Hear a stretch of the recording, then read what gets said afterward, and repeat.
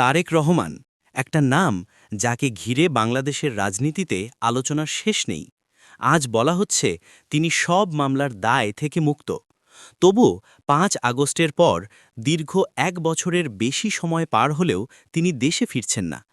এই না ফেরা জনমনে তৈরি করেছে গভীর প্রশ্ন আর অস্বস্তি। জনগণ ভাবছে যদি সত্যি সব আইনি বাধা কেটে যায় তবে কেন তিনি ফিরে এসে দেশের রাজনীতিতে সরাসরি নেতৃত্ব দিচ্ছেন না? কেন লন্ডনের দূরত্বই তার আশ্রয় হয়ে আছে? অনেকে বিশ্বাস করেন ভয় এখনও কাটেনি।